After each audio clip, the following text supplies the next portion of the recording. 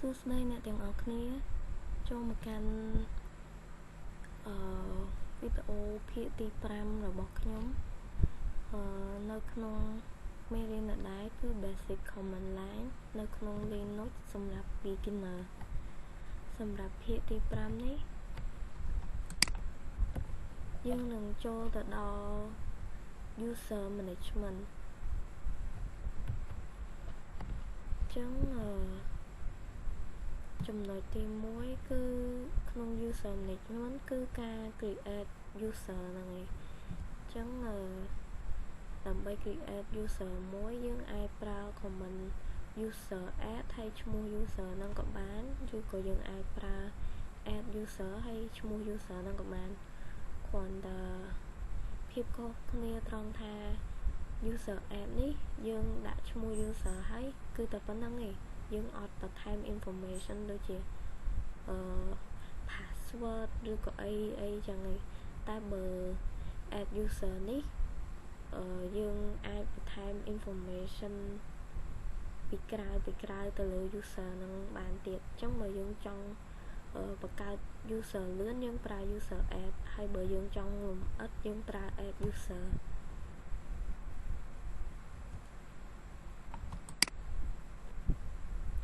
ចឹងខ្ញុំសូមចូលទៅតេស្តនៅក្នុង PuTTY យើងដើម្បីបង្កើត user ចឹងខ្ញុំបង្កើត user លឿនចុះយើងប្រើ sudo user add u1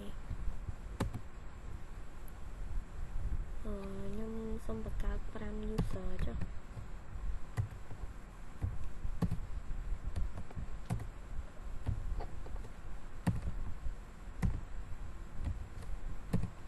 u5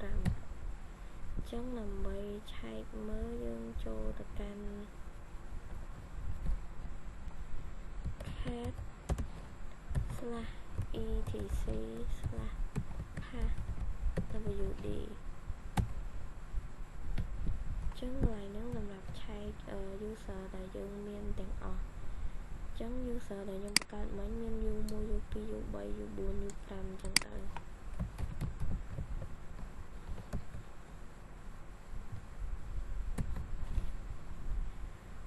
តែបើយើងសាកបង្កើតជា user លម្អិតម្ដង sudo យើងប្រើ add user វិញ u6 ចឹងចុះ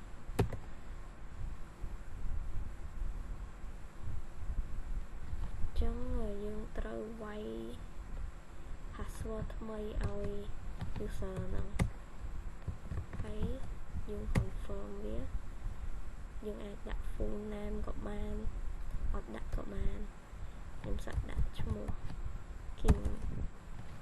ខាណាចឹងចុះ room number យើងអាច skip ហ្មងក៏បានហើយយើងដាក់ y ចឹងទៅដើម្បីបញ្ចប់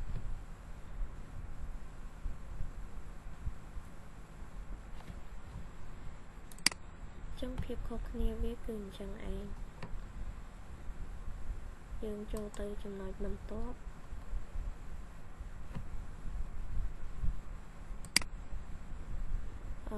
command នេះ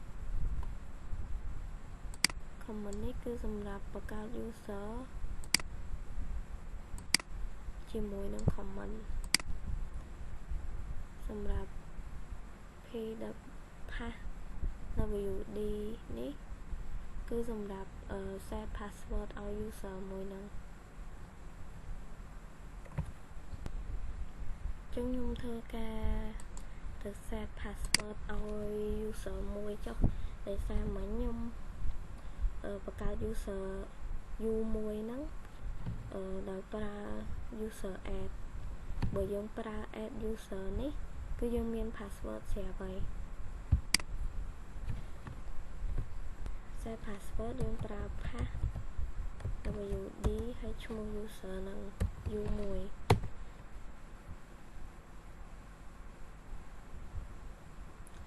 យើងប្រើ sudo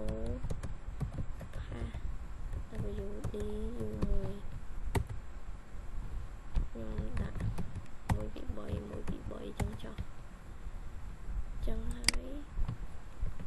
មកយើងដាក់password ហើយអញ្ចឹងយើងចង់ដឹងថា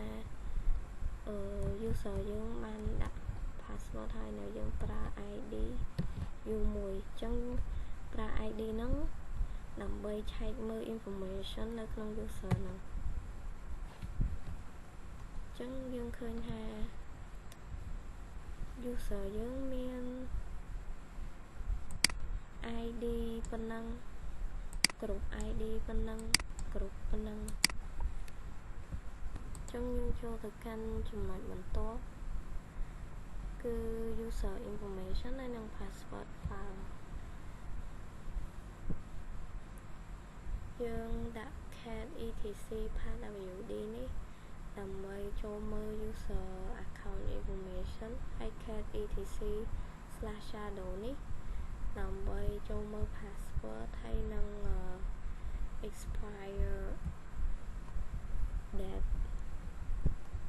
អញ្ចឹងមកខ្ញុំបានចូលបើកមើល user information រួចហើយអញ្ចឹងខ្ញុំចង់សាកចូលមើល password ម្ដងដែលយើងបានដាក់ឲ្យ user u1 មិញអញ្ចឹងយើងប្រើ cat etc shadow cat etc/shadow sudo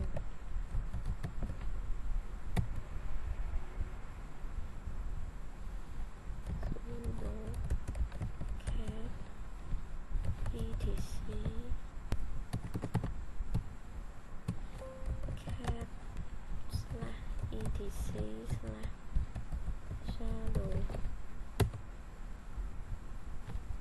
sudo cat/etc/shadow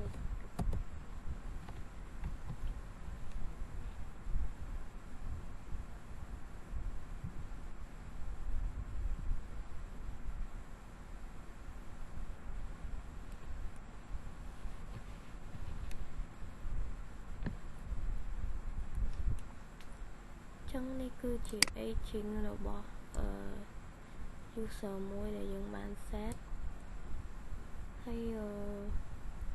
password គឺយើងមិនអាចមើលឃើញបានទេ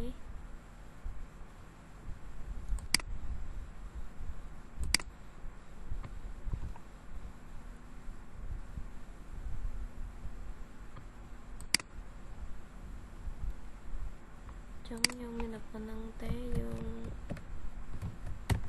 clear វាចោលទៅហើយចូលទៅកាន់ចំណុចបន្ទាប់display user detail នេះខ្ញុំបង្ហាញហើយយើងប្រើ ID ហើយឈ្មោះ user មិញហ្នឹងអញ្ចឹងចំណុចបន្ទាប់គឺ modify user information ដើម្បី modify comment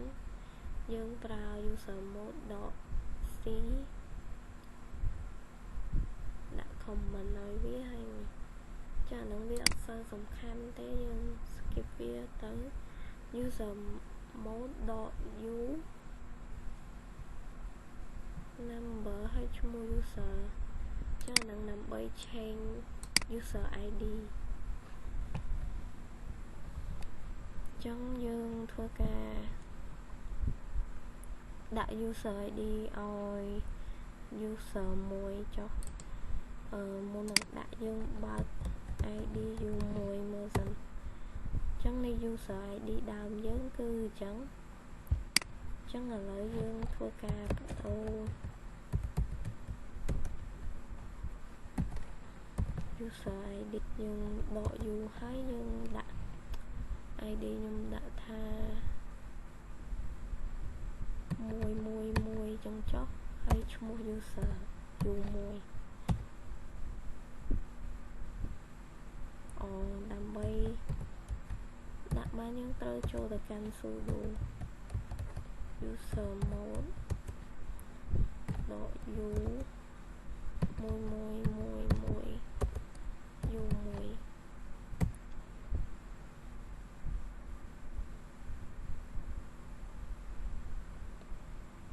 exist chẳng bị exist hai chẳng những đâu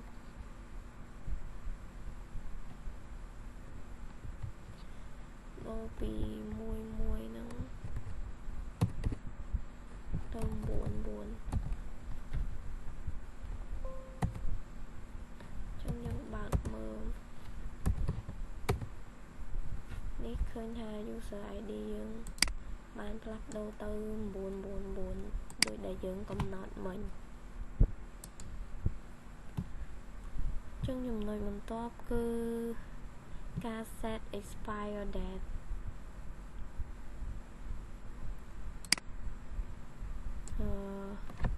កន្លែងនេះ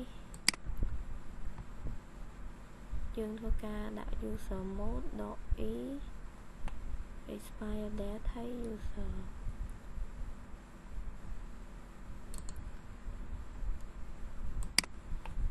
ចឹងយើងចូលកាន់ sudo user mode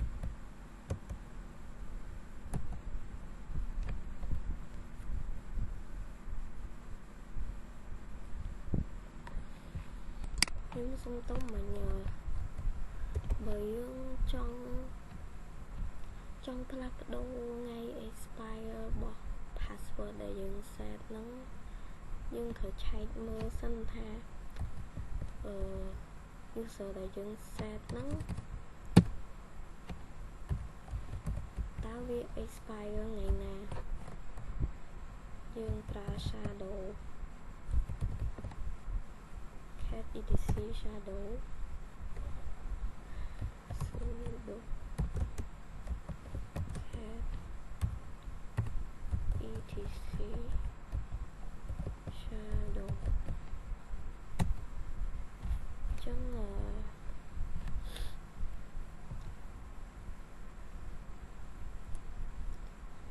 នេះគឺ user មួយ expire day វាមានរយៈពេលរាយ10,99999ថ្ងៃវាដូចគ្នាជាមួយ user ដទៃដែរ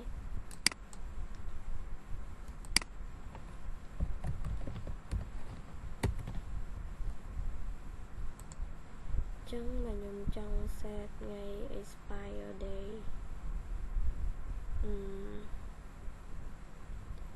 យើងប្រើ user mode sudo user mode .e ថ្ងៃទីយើងដាក់2025ខែ1ថ្ងៃ1ហើយឈ្មោះ user ខ្ញុំប្រើ user 1ចុះចឹងយើងទៅឆែកមើលម្ដងទៀត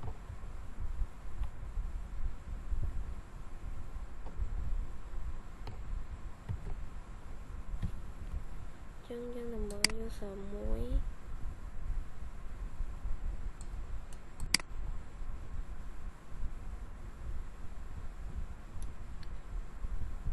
ឃើញថាថ្ងៃយើងអត់ប្រែប្រួលទេតែនេះវាបាន set ទៅកាន់ថ្ងៃដែលត្រូវ expire វាបាន set ទៅប៉ុណ្នេះចឹង comment មិញវាផ្លាស់ប្ដូរនៅកន្លែងនេះវាធ្វើឲ្យ user ផ្លាស់ប្ដូរនៅកន្លែងហ្នឹងបើយើងអត់ច្បាស់ថាមើលកន្លែងណាយើងអាចចូលទៅ search មើលយើងវាយ etc/shadow ចឹងទៅយើងអាចចូលទៅមើលបានចឹងកន្លែងដែលយើងដាក់មិញហ្នឹងនៅចំណុចទី8បន្ទាប់ពី7នេះគឺចំណុចទី8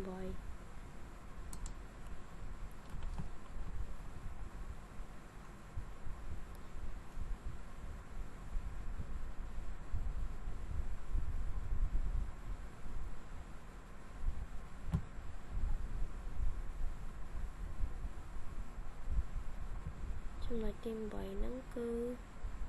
expire គឺជាថ្ងៃដែល expire របស់ account ហ្នឹងហើយវាចាប់តាំងពីរាប់ចាប់ពីថ្ងៃ1 ខែ 1 ឆ្នាំ 1970 ចឹងខ្ញុំហៅថាកន្លងទី8មិញហ្នឹងដោយសារនេះកន្លែងនេះវាម្លងកន្លងទី7ចោលបាត់ហើយ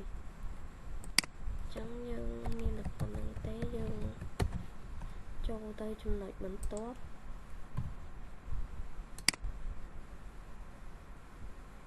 អានេះគឺវាដូចតែគ្នាទេគ្រាន់តែការវាយខុសគ្នាខ្ញុំសូម skip វាហើយយើងចូលទៅដល់ home directory និង user information កន្លែងនេះដើម្បីផ្លាស់ប្ដូរ home user យើងប្រើ add home / ទីតាំងដាក់ user ហើយយើងប្រើ command charge.l ហើយឈ្មោះ user នេះដើម្បី display user information ចឹងបើកន្លែងមិញយើងធ្វើការ set password ឲ្យ user ហ្នឹងយើងក៏អាចប្រើ command ហ្នឹងដើម្បីឆែកមើលបានដែរ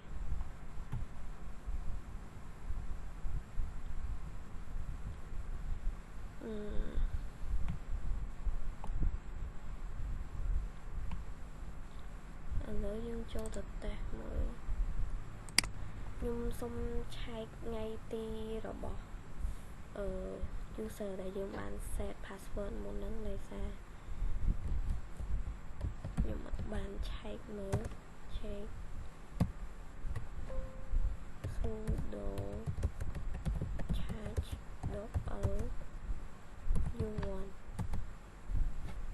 នេះគឺដូចដែលយើងបាន set មុនហ្នឹងអញ្ចឹងយើងដាក់ថ្ងៃទីថ្ងៃ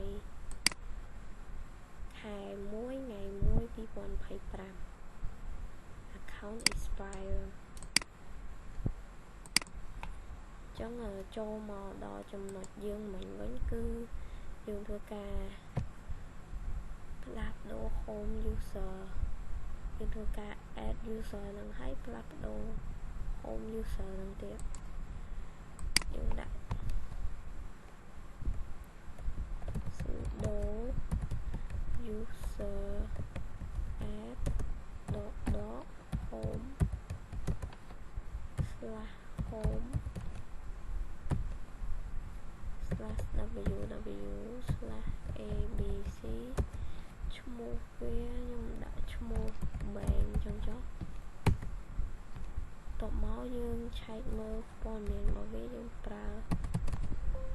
sudo charge.l ឈ្មោះ user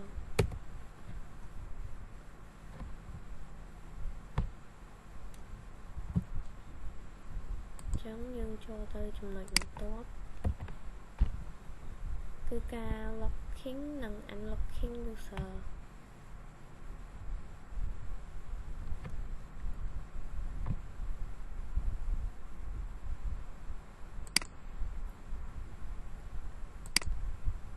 ចឹងបើយើងចង់ lock កុំឲ្យ user ហ្នឹងផ្លាស់ប្ដូរអីបានយើងប្រើ user mode .l ធំហើយឈ្មោះ user ទៅពេលយើងចង់ unlock វិញយើងប្រើ .u វិញ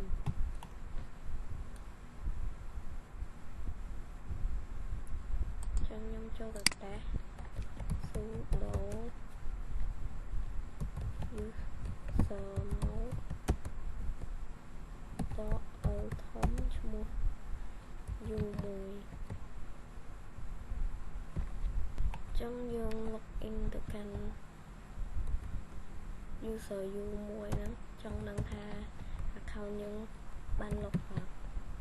user យើងបាន log អត់ចឹងយើងដាក់ password វាទៅនេះពេលវា load ថា authentication failure ហ្នឹងបានន័យថាយើងបាន log account ហ្នឹងហើយចឹងដើម្បី unlock យើងធ្វើការ sudo user mode độ Âu thủng dùng mùi chân dân xã châu mong tiết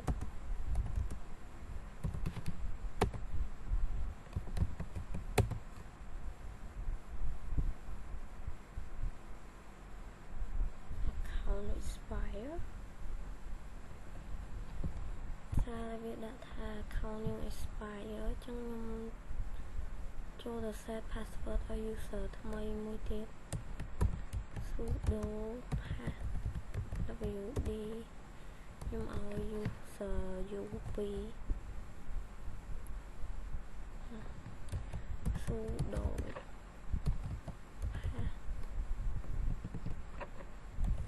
wd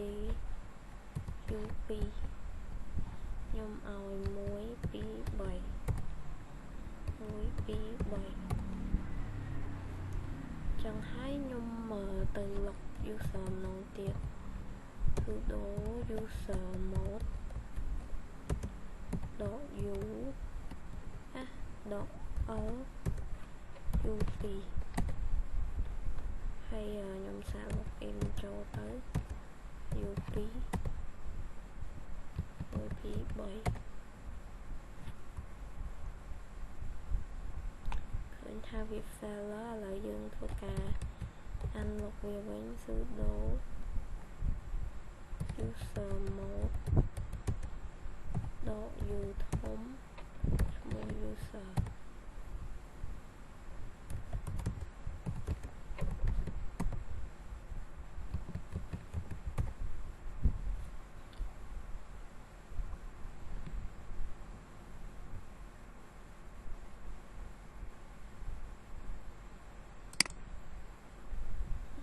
such a file để xa nhưng bạn trang home directory nó lên đi trong việc thời bật họ mới cái lạnh home du muyệt khơi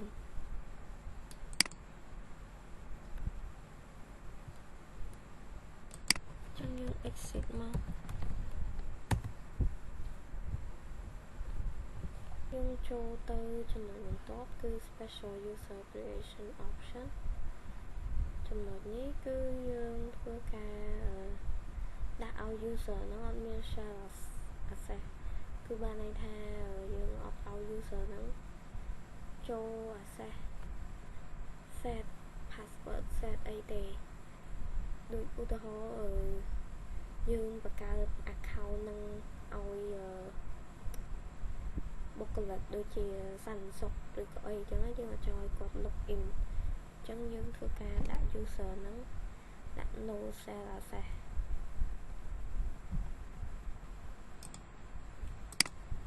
sudo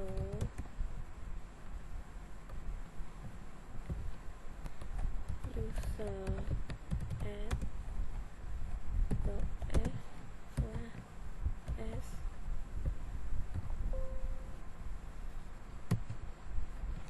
s bin / no login đến mua nát mua u 7 chẳng cho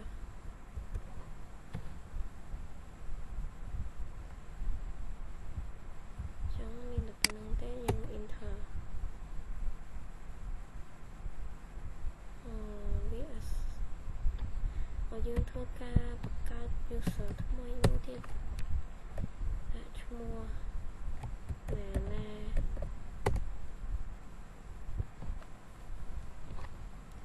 chẳng mình ta đọc về dùng cho login cho nè nè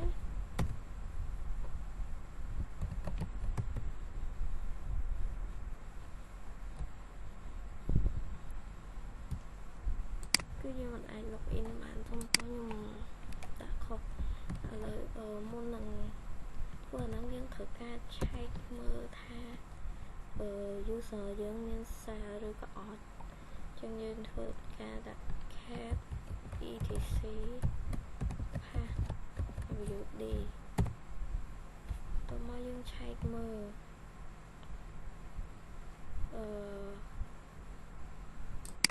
user đi vào mùa dân ní មាន bin slash bash bash ហ្នឹងគឺជា cell របស់ user ហ្នឹង sh ក៏ជា cell ដែរប៉ុន្តែ user ដែលយើងទៅបង្កើតមិញដែលឈ្មោះណានេះដែលខ្ញុំ set ដាក់ថា no login ចឹងមានន័យថាមាន cell ទេ user ហ្នឹងចឹងបើយើងចង់ដាក់ឲ្យ user ហ្នឹងមាន cell វិញយើងប្រើ sudo user mode .s /sbin/ ដាក់ឈ្មោះ cell ហ្នឹងទៅយើងអាចដាក់ bash ក៏បាន sh ក៏បានឥឡូវខ្ញុំដាក់ bash វាឲ្យដាក់ឈ្មោះ user ហ្នឹងណា missing សុំទោសខ្ញុំបែកខុសខ្ញុំលុប s ចោលចឹងយើងចូលទៅមើល cat /etc/passwd វិញចឹងយើងឃើញថា user ណាមាន shell វិញហើយ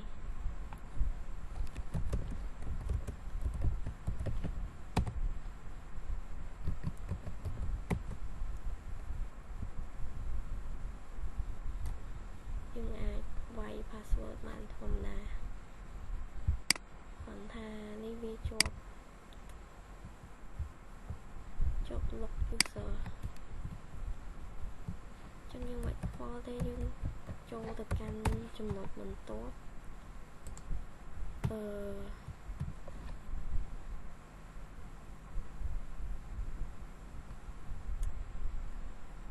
នេះបើយើងចង់បង្កើត user ដោយមិនបាច់ដាក់ home directory យើងប្រើ user add.m ហើយឈ្មោះ user ទៅ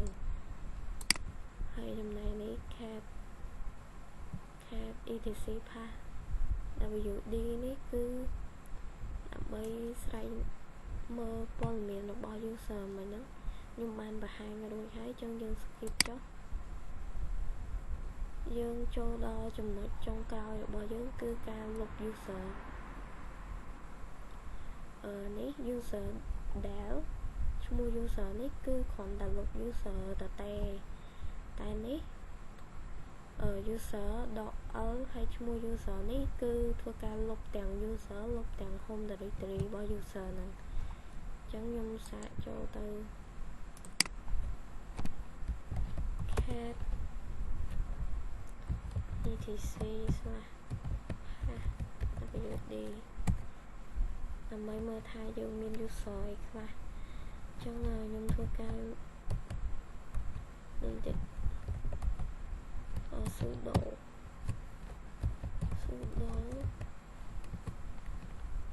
user del លុបឥឡូវយើងធ្វើការលុបតា user បានហើយ user តទេសិនឥឡូវយើងទៅឆែកមើល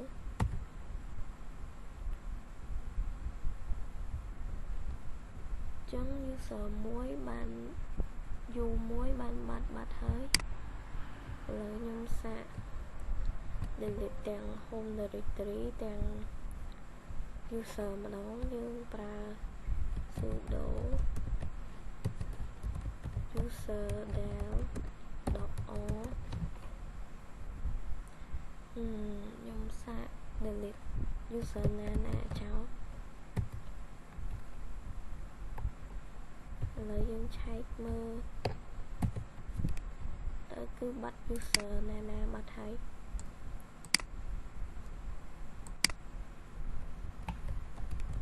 ចឹងយើងមានតែប៉ុណ្្នឹងទេសម្រាប់ចំណុចទី5របស់យើងដែលនិយាយអំពី user management ចឹងខ្ញុំអរគុណអ្នកទាំងអស់គ្នាសម្រាប់ការចំណាយពេលវេលាមើលវីដេអូនេះសូមជម្រាបលា